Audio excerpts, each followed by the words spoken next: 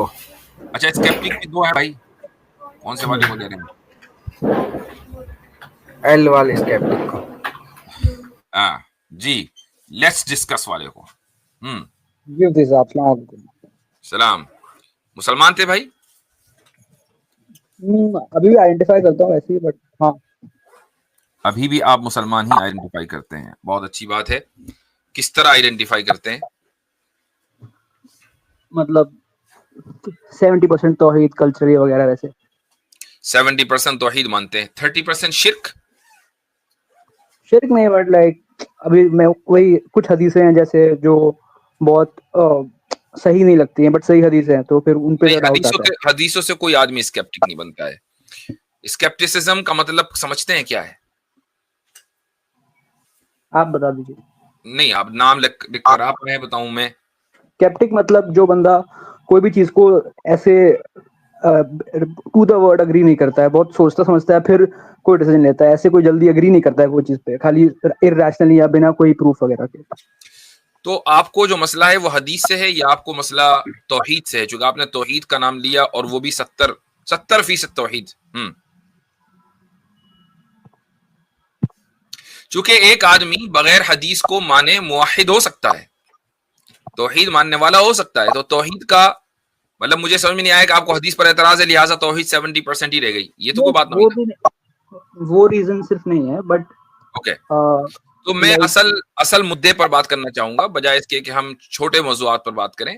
جو مین موضوع ہے اس پر بات کریں کہ آپ اسکیپٹک کیوں بنے. اسلام کی وہ کون سی بنیادی تعلیم ہے کہ جو آپ کو اسکیپٹک بننے پر مجبور کرتی ہے؟ جیسے کہ سب سے بڑا ریزن پہلے تو یہی تھا کہ میں خود مطلب میں نے کوئی ریلیجن کو چوز کیا نہیں ہے, میں رینڈملی اس میں پیدا ہوں اور اس لیے فالو کر رہا ہوں اسے. تو یہ تو کوئی وہ نہیں ہوا آپ نے, مطلب اس سے کیا فرق پڑتا ہے کہ آپ اگر رینڈملی کسی ریلیجن میں پیدا ہو گئے, کہیں نہ کہیں تو پیدا ہونا ہی تھا. تو پھر دین الحق میں پیدا ہوں گا وہ کیسے گارنٹی کر لوں؟ تو آپ اگر کسی بھی علاقے میں پیدا ہوتے کیا آپ اس علاقے سے محبت نہیں کرتے ہیں؟ ہاں, بٹ مجھے پتا ہے کہ میری محبت صرف ایک چانس سے ہے, کیونکہ میں بائی چانس یہاں پیدا ہوں تو میری محبت بھی بائی چانس ہی ہے. ہاں, مان لیں اگر آپ کسی رائل فیملی میں پیدا ہوتے تو آپ یہ چاہتے کہ آپ افریقہ کے ایک ٹرائب میں جا کر پہلے وہ زندگی گزاریں اور پھر چیک کریں کہ رائل فیملی میں ہونے کا کیا مطلب ہے. یعنی آپ اپنے آپ کو کوستے کہ یار میں رائل فیملی میں کیوں پیدا ہو گیا. یہ تو ہر چیز ہی بائی چانس ہوتی ہے اس دنیا میں. ہاں, بٹ جیسے اس فیملی میں جو کنگ ہے یا ان کا جو ہیریٹیج ہے وہ کلچر ہے, اس کا اپریسیشن تو بائی چانس ہی ہوگا نا.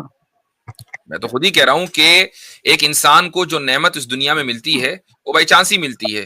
آپ کو آپ کے والدین جو ملے وہ بائی چانس ملے, آپ نے مانگے نہیں تھے. آپ کو آپ کا ملک ملا بائی چانس ملا.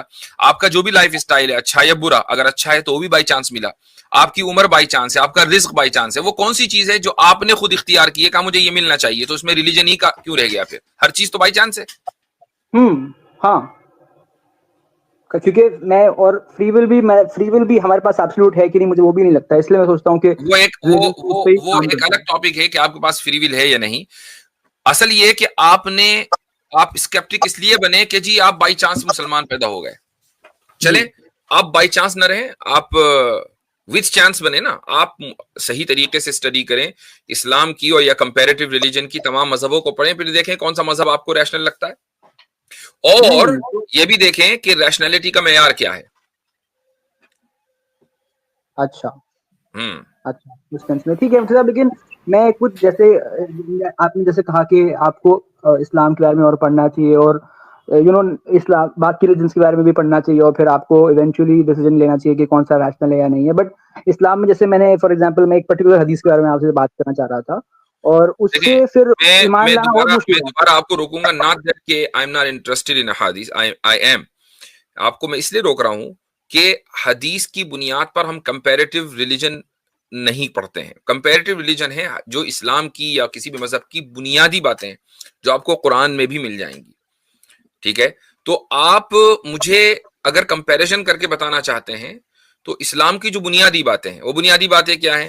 اللہ کا وجود ہے, ایک اللہ ہے, رسولوں پر ایمان لانا ہے, کتابوں پر ایمان لانا ہے, ملائکہ پر ایمان لانا ہے, تقدیر پر ایمان لانا ہے, روز جزا پر ایمان لانا ہے, خیر و شر پر, تقدیر کے تحت جو خیر و شر آ گئی. تو یہ چیزیں بنیادی ہیں.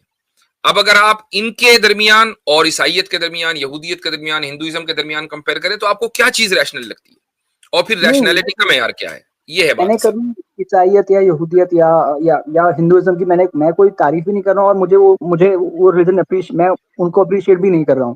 لیکن میں آپ سے اگر کہوں تو جیسے فار ایگزامپل سنی اسلام میں اوتھینٹک حدیث، صحیح حدیث جو ہے وہ اسلام کا ایک انٹیگرل پارٹ ہے، اس کو ہم رفع دفع نہیں کر سکتے. میں نے نہیں تو کہا کہ ہم رفع دفع کر رہے ہیں، میں یہ کہہ رہا ہوں کہ ہمارے آپ چونکہ اسکیپٹک ہیں تو اسکیپٹسزم کی بنیاد حدیث نہیں ہے. آپ منکر حدیث ہوتے تو میں آپ سے پھر بالکل بات کرتا. جی منکر حدیث ہاں ٹھیک ہے، لیکن اگر میں اسلام میں جانا چاہتا ہوں تو مجھے ظاہر سی بات ہے، اگر میں اپنے آپ کو مسلم مانتا ہوں تو پھر مجھے ساری صحیح حدیثوں کو بھی ماننا ہی پڑے گا، صحیح حدیثوں کو تو ماننا پڑے گا. حسن یا ضعیف ہوں گی تو الگ بات ہو جائے گی.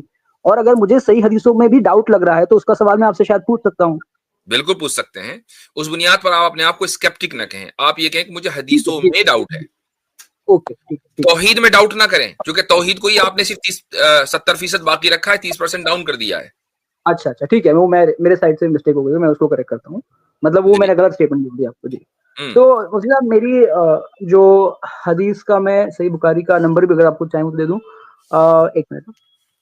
ہاں صحیح بخاری 3199. اب میں انگلش میں دیکھتا ہوں تو مجھے وہی اس طرح سے پتا ہے. صحیح بخاری 3199 میں سن سیٹ کے اوپر رسول اللہ نے ایک کامنٹری رسول اللہ نے کی ہے، اور ابو ذر کے تھرو یہ نریشن ہوا ہے. تو وہاں پہ سن سیٹ کے تعلق سے رسول اللہ فرما رہے تھے کہ جو ابو ذر تمہیں پتا ہے کہ سورج غروب ہوتے وقت کہاں جاتا ہے؟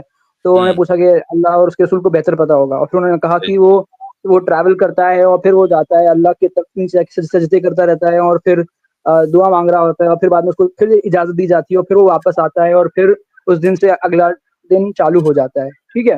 اور ایک بار ایسا ہوگا کہ اس کو اجازت نہیں دی جائے گی، اور پھر کوئی قرآن کی آیت کا حوالہ دیا گیا کہ اس سینس میں وہ بتایا جا رہا ہے. اور تو یہ تو ماڈرن سائنس کے حساب سے کلیئرلی کانٹرڈکشن ہے، اور اس کو ہم ڈینائی بھی نہیں کر سکتے کیونکہ رسول اللہ نے بولا ہے یہ. اور رسول اللہ تو انبیاء اتنے بڑے وہ ہاں، شخصیت ہیں. تو پہلے اس کو دیکھ لیں کہ حالانکہ اس موضوع پر ہم کئی مرتبہ گفتگو کر چکے ہیں، لیکن ہمارا مسئلہ یہ رہتا ہے کہ ہمارے پاس کالرز آتے ہیں بغیر ریسرچ کیے، بٹ دیٹس اوکے. آپ نے ایک سٹیٹمنٹ دیا کہ حالانکہ یہ تو ماڈرن سائنس کے اعتبار سے کلیئر کانٹرڈکشن ہے. کیسے بھائی؟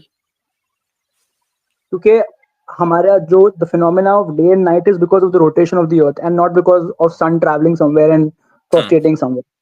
Okay. Somewhere? Where? It does not travel. That's what. The sun doesn't travel? I mean, like, we don't experience day and night because of the sun traveling. It's because of the earth is rotating around the sun. دیکھیں، سب سے پہلی بات تو یہ سمجھ لینی چاہیے کہ اسی حدیث میں ایک آیت کا ریفرنس دیا گیا ہے. اس حدیث میں وہ آیت کون سی ہے؟ وَالشَّمْسُ تَجْرِي لِمُسْتَقَرٍّ لَهَا ذَلِكَ تَقْدِيرُ الْعَزِيزِ الْعَلِيمِ، سورہ یاسین کی آیت نمبر 38. تو پیس بائی پیس چلتے ہیں. سب سے پہلے مجھے بتائیے کہ کیا ماڈرن سائنس اس چیز کو ایکنالج کرتی ہے یا نہیں کہ جو سورج ہے وہ بھی کہیں چلا جا رہا ہے، اس میں بھی موشن ہے، صرف روٹیٹ نہیں کر رہا ہے، وہ موو ہو رہا ہے. جی موو تو ہو رہا ہے. ٹھیک، تو آیت تو صحیح ہو گئی، والشمس تجری لمستقر لہا. آیت میں کوئی مسئلہ نہیں، آیت کو میں پوچھ بھی نہیں رہا ہوں. اب اس حدیث میں ہی چونکہ آیت کا ریفرنس دیا گیا ہے، تو جو حدیث میں ہے وہ اس آیت، جو کچھ آیت میں ہے حدیث میں، اس کو سمجھانے کی کوشش کی گئی ہے ایک حصی مثال کے ذریعے، رائٹ؟ جی چونکہ اسی حدیث میں آیت کا ریفرنس ہے نا، تو اب یہ دونوں چیزیں کوریلیٹ ہو گئی. اگر نہ ہوتا تو مشکل ہوتا، لیکن چونکہ ہے، لیکن اب کوریلیٹ ہو گئی ہیں چونکہ ریفرنس ہے. اچھا، اب ہم دیکھتے ہیں حدیث کو. ابو ذر الغفاری رضی اللہ عنہ ہے نا صحابی، یا کوئی اور ہے؟ ہاں ابو ذر الغفاری. اچھا، اس میں انہوں نے پوچھا، جب سورج غروب ہوا تو ان سے پوچھا کہ تم کو معلوم ہے کہ یہ سورج کہاں جاتا ہے؟ میں نے عرض کیا کہ اللہ اور اللہ کے رسول ہی کو علم ہے. اچھا، اب ہم ایک آپ سے سوال کرتے ہیں، آپ کے یہاں سن سیٹ کا ٹائم کیا ہے آج کل؟ I don't know، شاید 6:30 ایسی کچھ ہوگا. لیکن سن تو سیٹ ہوتا ہی نہیں. سن سیٹ تو نہیں ہوتا ہے. جی پھر آپ کسی سائنٹسٹ سے پوچھیں آپ کسی سائنٹسٹ سے پوچھیں، بلکہ سائنٹسٹ ہی تو بتاتا ہے نا ہمیں سن رائز کا ٹائم یہ ہے، کل سن رائز اتنے بجے ہوگا، کل سن سیٹ اتنے بجے ہوگا. ایک دیہاتی تو نہیں بجاتا، ہمیں پورے سال کا جو علم ہے کہ اتنے بجے سن رائز ہے اتنے بجے سن سیٹ ہے، یہ کون بتا رہا ہے؟ سائنس بتا رہی ہے نا. اور سن سیٹ نہیں ہو رہا ہے سائنس کے مطابق. کیوں بھائی؟ تو یہ جو ٹرم ہے اس کو چینج کیوں نہیں کیا سائنس نے آج تک؟ کیونکہ یہ تو کولوکیل پرووربل لینگویج ہے نا اس سینس میں. تو لوگوں کے لیے عام سمجھنے کی لینگویج ہے، اس لیے سائنس سب کچھ جانتے ہوئے اس لفظ کو چینج نہیں کر رہی ہے. لیکن رسول اللہ صلی اللہ علیہ وسلم سے آپ یہ چاہتے ہیں کہ وہ ایسی لینگویج بولیں جو ابو ذر غفاری سمجھ نہ پائیں. ابو ذر غفاری کوئی ناسا میں تو کام نہیں کر رہے تھے، وہ تو عام آدمی تھے نا. لیکن صحابی رسول ہونا الگ ہے، لیکن سائنٹسٹ تو نہیں تھے. لیکن پھر بھی مفتی صاحب دیکھیے یہاں پہ تو صرف ایک ورڈ کا وہ بتایا جا رہا ہے، اور یہاں پہ جو سن رائز سن سیٹ کی آپ بات کر رہے ہیں وہ اگر ہم مطلب کسی انسان کو اگر سائنس کا علم نہ ہو اور اگر وہ سن رائز اور سن سیٹ کو دیکھے تو ایسا لٹرلی اس کو دیکھنے میں لگے گا کہ ہاں یہ یہاں سے رائز ہو رہا ہے اور یہاں پہ سیٹ ہو رہا ہے. تو اس سینس میں وہ کھا رہا ہے، اس سینس میں وہ تھوڑا سا ایک بھلے ہی سائنٹیفک نہیں ہے لیکن تھوڑا سا ریشنل اس سینس میں ہے کہ وہ دکھ رہا ہے ہمیں. لیکن اگر آپ بات کرتے ہیں کہ سن کہیں جاتا ہے، چلیے ٹھیک ہے جاتا ہے تو میں مان لیتا ہوں کہ جاتا ہے دکھ رہا ہے. یہ جو ہے نا یہ حدیث میں یہاں پر ہے حین غربت الشمس، ابو ذر سے کہا جب سورج غروب ہوا کہ تدری این تذهب. اور ایک اور روایت اسی میں جو کہ حدیث کے جو الفاظ ہوتے ہیں نا وہ بدلتے رہتے ہیں. حدیث کے جو الفاظ ہیں وہ بعض مرتبہ راوی کسی روایت کو اپنے الفاظ میں بیان کرتا ہے اور معنی اس کا وہی رہتا ہے. ایک دوسری روایت میں ہے کہ این تذهب. اس کی 2-3 روایتیں ہیں جس میں الگ الگ ورڈنگز ہیں. جی ہاں، تو اس میں این تغرب بھی ہے. اب جو آپ کہہ رہے ہیں نا یہ بات حقیقت ہے کہ آپ کے سامنے بالکل حق واضح ہو کر آ گیا کہ سن سیٹ اور سن رائز کا جو لفظ ہے وہ چونکہ عام فہم لفظ ہے اس لیے سائنس اس کو نہیں بدلتی. رسول اللہ صلی اللہ علیہ وسلم نے بھی ایک انسان کا جو پرسپشن ہے کہ سورج چلا گیا نیچے چلا گیا، ٹھیک ہے، وہ ایک انسان کا عام انسان کا پرسپشن ہے، اس کو بیان کیا کہ یہ جو گیا ہے کدھر گیا. اچھا اب آگے چلتے ہیں. 2 پیس کا میں جواب دے چکا ہوں. اس میں تیسری چیز ہے وہ یہ کہ فَإِنَّهَا تَذْهَبُ حَتَّى تَسْجُدَ تَحْتَ الْعَرْشِ، کہ جاتا ہے یہاں تک کہ سورج کے نیچے سجدہ کرتا ہے. اچھا اب یہاں سوال یہ ہوتا ہے کہ یار سورج سجدہ کیسے کرتا ہے؟ یہ بھی تو سوال ہوا ہوگا آپ کو یا یہ نہیں ہوا؟ ہاں یہ بھی ٹھیک. تو سجدہ کرنے کے لیے یہ کیا ضروری ہے کہ ماتھا زمین پہ رکھا جائے اور دونوں ہاتھ اور دونوں پیر اور دونوں گھٹنے زمین پر ہو جس طریقے سے ایک عام انسان سجدہ کرتا ہے؟ سجدہ کرنے کی یہ حیات تو انسان کے لیے ہے. سجدہ کرنے کی اچھا سجدہ جب ایک انسان کرتا ہے کسی دوسرے کو، چاہے وہ بت کے سامنے کرے کہ اللہ کے سامنے کرے، اس سجدے سے کیا کس چیز کا اظہار مقصد ہوتا ہے؟ کہ آپ بڑے ہیں، آپ سپیریئر ہیں، آپ سبمیشن. اور دیکھیں یہ بصارت آدم صاحب نے آیت بھی لگا دی، الم تر ان اللہ یسجد لہ من فی السماوات ومن فی الارض والشمس والقمر والنجوم والجبال والشجر والدواب. آیت سجدہ ہے بائی دا وے، کہ کیا تم نے نہیں دیکھا کہ اللہ کے لیے ہر چیز آسمان میں جو کچھ زمین میں وہ سجدہ کرتی ہے، سورج سجدہ کرتا ہے، چاند سجدہ کرتا ہے، سب کچھ سجدہ، ساری چیزیں سجدہ کرتی ہیں. تو سجدہ کرنے کا مقصد ہے سبمیشن. تو آپ صلی اللہ علیہ وسلم اس حدیث میں یہ فرما رہے ہیں کہ وہ مکمل سبمیشن کا اظہار کرتا ہے، ہر روز اس کو اور ہر آن اس کو سبمیشن کا ہی اظہار کرنا ہے. تحت العرش. اب یہاں سوال ہوگا کہ عرش کے تحت، عرش کدھر ہے، وہ کہاں جاتا ہے؟ حالانکہ وہ تو اپنی جگہ ہے، وہ کدھر جا رہا ہے؟ تو یہ سوال آپ کے ذہن میں آیا کہ نہیں آیا؟ سجدے کا مسئلہ کلیئر ہو گیا. اب آیا تحت العرش کہ عرش کدھر ہے. یہ چوتھا پوائنٹ ہے شاید اس میں، یہ 5واں پوائنٹ ہوگا. تو یہ سوال آپ کے ذہن میں اس لیے آیا چونکہ آپ نے دیکھا، آپ نے سوچا ہوگا کہ یار عرش جو ہے نا کہیں کونے وونے میں رکھا ہوگا، یہ وہاں جاتا ہے اور وہاں سے واپس آتا ہے. لیکن ہم تو دیکھتے ہیں کہ دنیا میں اگر ایک جگہ سورج غروب ہو رہا ہے تو دوسری جگہ طلوع ہو رہا ہے، سورج تو کہیں گیا نہیں، رائٹ؟ جبکہ ہمیں احادیث ہی سے پتا چلتا ہے کہ عرش نے اس پوری کائنات کو گھیرا ہوا ہے. آپ کائنات کے کسی بھی نقطے پہ چلے جائیں، کہیں بھی کھڑے ہو جائیں، آپ عرشی کے نیچے ہیں، آپ عرش سے ہٹ ہی نہیں سکتے. یہ بھی ہمیں احادیث سے ہی پتا چلتا ہے. تو حتی تسجد تحت العرش، یہاں تک کہ وہ اپنی سبمیشن کا اظہار کرتا ہے عرش کے تحت رہتے ہوئے. کہ وہ عرش سے نکل ہی نہیں سکتا. اس کے دائرے سے سورج نہیں جا سکتا. اس کے دائرے میں رہتے ہوئے وہ سبمیشن کا اظہار کرتا ہے اور اجازت طلب کرتا ہے. اس کو اجازت دی جاتی ہے. اجازت کس چیز کی طلب کرتا ہے؟ وہ مستقل اپنی زبان حال سے اللہ تعالیٰ کی اجازت طلب کر رہا ہے کہ میں رائز ہوتا رہوں، سیٹ ہوتا رہوں، یہاں تک کہ ایک دن اس کو اس روٹیشن کے بدلنے کی اجازت ملے گی. روٹیشن کو کنٹینیو کرنے کی اجازت نہیں ملے گی. تو اس پوری حدیث میں اصل بات یہ ہے کہ آپ جب بہت بالکل بیسک سائنس جو بچوں والی سائنس ہوتی ہے اس کو سامنے رکھ کر جب آپ اس کو سمجھیں گے تو واقعی چیزیں شاید آپ کے سمجھ میں نہ آئے. لیکن اگر آپ کھلے دماغ سے سائنس کو بھی صحیح سے سمجھیں گے اور حدیث کو بھی صحیح سے سمجھنے کی کوشش کریں گے تو یہ حدیث تو 2 اور 2 4 کی طرح واضح ہے. اس کی بنیاد پر آپ کو اسکیپٹسزم اختیار نہیں کرنی چاہیے. That's the point. ہاں میں تو اس کی بنیاد پہ میں نہیں کر رہا تھا، حالانکہ اس نے مجھے کنفیوز کافی کر دیا تھا. آپ نے اپنی بات کافی کلیئرلی رکھ دی. کنفیوز ہیں آپ بھائی، کنفیوز ہیں آپ نے ابھی تک یہی ڈیسائیڈ نہیں کیا کہ آپ اسکیپٹک ہیں کیوں. پہلے آپ نے توحید پہ بولا، پھر بولا میرا حدیث سے لے کے سوال تھا، وہ پہلے والا میرا زبان پھسل گئی تھی. اب کہہ رہے ہیں کہ میں اس کی وجہ سے کنفیوز نہیں تھا، تو کیوں تھے؟ نہیں، کنفیوز تو میرا سب سے بڑا، اگر آپ مجھے پوچھیں گے میں نے اپنے زندگی کو ڈاؤٹ کیوں کیا، تو میں نے پہلے ہی مجھے بتا دیا تھا. وہ تو اس معاملے میں تھا کہ میں نے خود سے اسلام نہیں چنا ہوا ہے. میں نے نہ اپنی جینیٹکس چنی ہے، نہ میں نے اپنا سراؤنڈنگ چنا ہے، اور نہ میں کس وقت میں کس دور میں پیدا ہوتا ہوں میں نے وہ بھی نہیں چنا ہے. تو اس سینس میں نے اسلام کو نہیں چنا ہے، مطلب اسٹڈی کر کے نہیں چنا ہے، بس میں پیدا ہو گیا اس لیے میں فالو کر رہا ہوں. اور پھر اس بیسس پہ میں جنت کوئی جنت میں جائے گا، کوئی جہنم میں. کنفیوژن کا ہے مطلب یہ جو آپ نے چنا ہے اس میں کنفیوژن کا ہے، جو نہیں چنا اس میں کنفیوژن کیا ہے؟ کہ میں دین الحق میں ایسا میں نے کیا خاص کیا ہے، میں جو دین الحق میں پیدا ہو رہا ہوں اور کوئی جہنم میں جائے گا ہمیشہ کے لیے خالی ایمان پہ.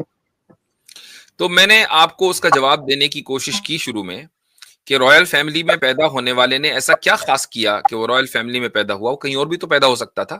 آج تک کسی رائل فیملی میں پیدا ہونے والے کو آپ نے دیکھا ہے کہ یار میں غلط پیدا ہو گیا، مجھے تو ٹرائب میں، افریقہ میں، جنگل ونگل میں پیدا ہونا چاہیے تھا.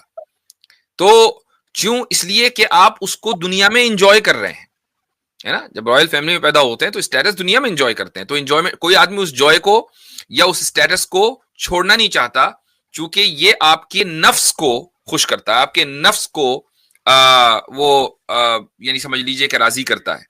لیکن جو ایمان والا اسٹیٹس ہے یہ آپ کے نفس کو راضی نہیں کرتا ہے، یہ آپ کی عقل کو راضی کرتا ہے. اور جب ہم نفس کو عقل کے اوپر غالب کر لیتے ہیں تو پھر ہمیں اس طرح کے سوالات ہمارے ذہن میں آتے ہیں، کیونکہ نفس سیٹسفائی نہیں ہو رہا ہے اور عقل کو آپ سیٹسفائی ہونے نہیں دے رہے.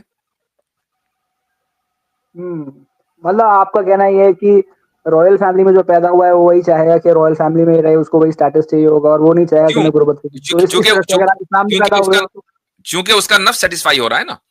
ایک اسلام میں پیدا ہونے والا شخص جس کو اللہ تعالیٰ نے بن مانگے ایسی دولت دے دی ہے، چونکہ وہ دولت آپ کے نفس کو سیٹسفائی نہیں کرتی ہے، وہ آپ کی عقل کو سیٹسفائی کرتی ہے، اور نفس نے غلبہ کر لیا عقل کے اوپر، تو آپ کو سمجھ میں نہیں آ رہا کہ یہ کیوں ہوا ہے میرے ساتھ. لیکن آپ کو نہیں لگتا کہ یہ انفیئر اس لیے ہوگا کہ مان لیجئے کوئی کافر اپنے مذہب میں پیدا ہوا ہوگا اور اس نے، جیسے کوئی مسلمان نے اپنا کوئی دوسرا مذہب ایکسپلور نہیں کیا، اس نے بھی دوسرا مذہب ایکسپلور نہیں کیا ہوگا، اور پھر وہ بنا ایمان کی حالت پہ اس کا انتقال ہوتا ہے، اور پھر بعد میں اس کو ایٹرنلی ہیل میں رکھا جائے گا. اس کو ایٹرنل ہیل میں اسی وقت رکھا جائے گا جبکہ وہ اسلام کو جاننے کے بعد ماننے سے انکار کر دے. اگر اسلام کی تعلیمات اگر اسلام کی تعلیم ہی اس تک نہ پہنچی ہو تو یہ اللہ تعالیٰ کا فضل ہوگا اس کے اوپر کہ وہ اس کو جہنم میں نہ ڈالے. یہ تو ہمارا موقف بڑا کلیئر ہے. نہیں مطلب تعلیم نہ پہنچی ہو، جیسے مطلب اسے اسلام کے بارے میں پتہ ہی نہ ہو، یا کسی نے تبلیغ نہیں کی ہو اس کو اسلام کے بارے میں نہ پتا ہو، نہ جو کامن سورسز ہیں آج کے ذریعے، مثال کے طور پر سوشل میڈیا پر وہ موجود ہے، اسلام کے بارے میں سن رہا ہے، دن رات پتا ہے اس کو چل رہا ہے کہ اسلام کیا ہے، قرآن کیا ہے، محمد صلی اللہ علیہ وسلم کون ہے، اس کے باوجود وہ بائسنس کی وجہ سے ان چیزوں کا انکار کر دے، تو اسلام کی بات اس تک پہنچ چکی ہے. ضروری نہیں ہے کہ اس کے گھر پہ جا کر کوئی دروازہ کھٹکھٹائے اور کہے کہ تم اسلام قبول کر لو تبھی کہا جائے گا کہ اسلام کی دعوت پہنچ چکی. تو اس طرح کی بہت بڑی تعداد ہے لوگوں کی. تو آپ کا کیا یہ موقف ہے کہ جو میجورٹی، مان لیجیے انڈیا میں اگر میجورٹی ہندوز جو رہتے ہیں ان کو مطلب تبلیغ تو کسی نے نہیں کی، لیکن ان کو پتا ہوتا ہے کہ اسلام میں موٹا کیا ہے، کیا اس کا ہو رہا ہے، تعلق کیا انڈیا سے نہیں ہے، اس کا تعلق دنیا کے ہر کونے سے ہے، وہ چاہے سائبیریا ہو، ایمیزون ہو، کہ جہاں جن لوگوں تک اسلام کی بات پہنچ چکی ہے ان تک اسلام کی دعوت پہنچ چکی ہے، اور کسی بھی عصبیت اور بائسنس کے نتیجے میں اگر وہ اسلام کا اور قرآن کا انکار کرتے ہیں تو وہ حالت کفر میں ان کی موت ہوتی ہے، اور پھر اللہ تعالیٰ جس طریقے سے کسی بھی کافر کو سزا دے گا ان کو بھی دے گا. تو یہ بات اصل چلی گئی دوسری طرف. آپ کو اس حدیث کا جواب مل گیا کہ نہیں مل گیا؟ جو کہ آپ بار بار یہ چاہ رہے تھے کہ میں حدیث پر بات کروں. جی مفتی صاحب، تو آپ نے جسٹیفائی تو پورا کیا، لیکن دیکھیے حدیث میں جو رسول اللہ کہہ رہے ہیں، جو ہم، کیونکہ حدیث از اوپن فار انٹرپریٹیشن، میں یہ بولنا چاہوں گا، تو اس سینس میں ایک مطلب یہ بھی نکل رہا ہے کہ رسول اللہ بتا رہے ہیں کہ سن سیٹ ہوتا کیسے، اور وہ تو سن سیٹ ہوتا کیسے ہے یہ بتانے کی ضرورت نہیں، چونکہ سن سیٹ ہونے کے بعد یہ بات کہی تھی. سن سیٹ ہوتا کیسے ہے یہ تو سب کو پتا ہے کہ سورج غائب ہو جاتا، ہو گیا سن سیٹ. تو غائب نہیں ہوتا نا یہ بھائی ایک عام آدمی کی نظر سے عام آدمی کی نظر سے سورج غائب ہو گیا کہ نہیں ہو گیا؟ سن سیٹ کے بعد بھی آپ کو سورج نظر آ رہا ہوتا ہے. اس سینس میں تو غائب ہو گیا. ہاں، یہ والا جو آپ آبجیکشن لے کر آئے حارث سلطان سے تو نہیں لے کر آئے؟ نہیں، یہ میں نے رینڈملی خالی ایسے پڑھا تھا، تو مجھے لگا تھا کہ کہاں پڑھا تھا؟ حارث سلطان کی کتاب میں پڑھا تھا؟ نہیں بالکل بھی نہیں، حارث سلطان کی کتاب میں نہیں، بٹ مطلب کوئی میں نے پکڑ لیا. ویسے یہ جو ہلکی بات ہو رہی ہے نا، یہ میں نے پکڑ لیا. ویسے یہ جو آپ زور سے نہیں بات کر رہے ہیں، نہیں وہاں نہیں پڑھا میں نے. ابھی کہتے میں تو جانتا بھی نہیں اس کو.